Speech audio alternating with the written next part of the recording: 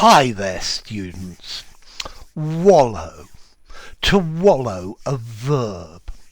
It could also be a noun, a wallow, but most commonly a verb. Let's see. To wallow. You know a pig rolling about in the mud? That is to wallow. To roll about in something, to lie in something, especially mud or water, and you're relaxed, you're enjoying it. The pig likes wallowing in the mud. This is pleasurable, it's indulgent. I think animals wallow in the mud either to keep cool or to avoid stinging insects. I wallowed in my bath for an hour. So I'm lying soaking in the bath and it's really comfortable and I'm really enjoying it. Yeah? That's the idea of to wallow. Or the hippopotami wallowing in the river or wallowing in the mire. Remember that word mire from the other day.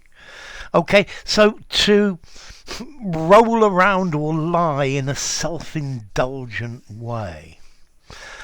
Now, you can also use to wallow describing the rolling movement of a ship or a plane, especially when it's in difficulties at sea or in a storm. The ship was wallowing in the heavy sea. It was rolling and lurching. It was maybe even foundering, but it didn't have a great deal of control. You can use wallow to mean to move with difficulty through a heavy medium, to move clumsily.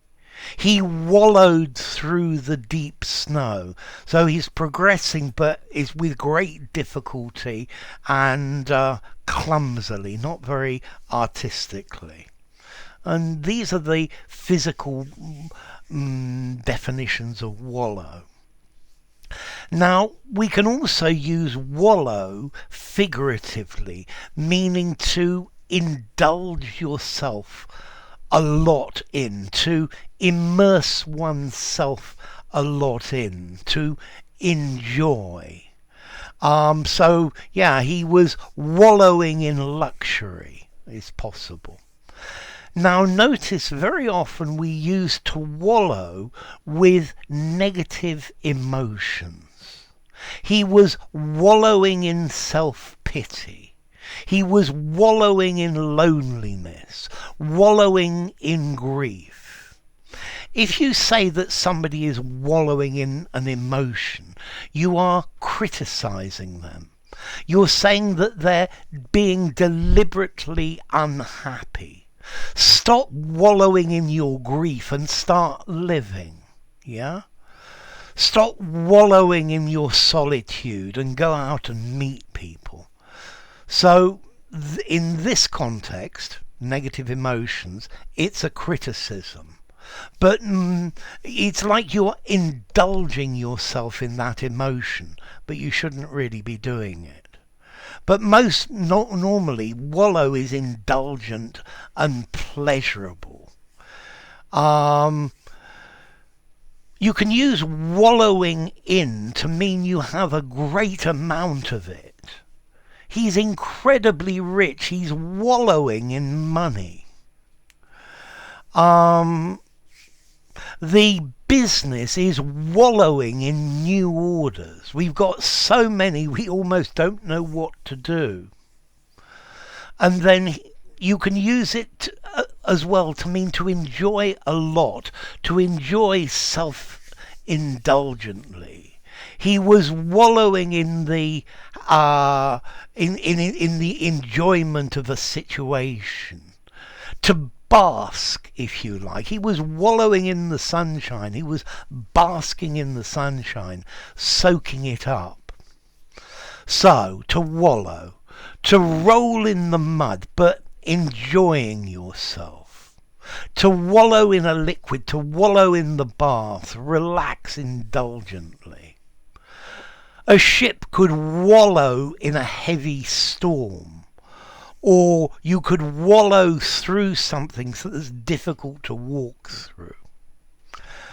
To wallow in something, to indulge oneself, to be self-indulgent, either in a negative emotion, which is a bad thing, or in something that you really enjoy.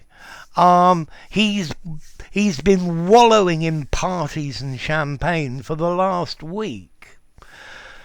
And then to have lots of something. We are wallowing in job applications since we published the advertisement. Okay?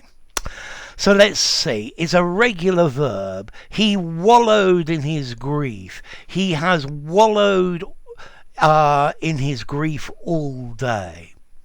Now, next thing that's interesting, formality. I think I would probably only give this a 5 in formality. It maybe sounds a little bit artistic, but I think it's a great word to use in an informal conversation and in a very formal document. So I think it's fully flexible.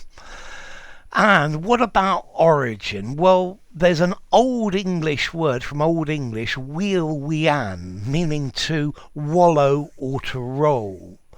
And that comes from a Proto-Indo-European root, welwa, meaning to turn, to wind, or to roll. Notice as well the Latin verb vollo, which I think means to turn around. So, to wallow in the mud, to indulge oneself in something, to have difficulty moving through something, to have absolutely lots and lots of it. This channel is wallowing in videos.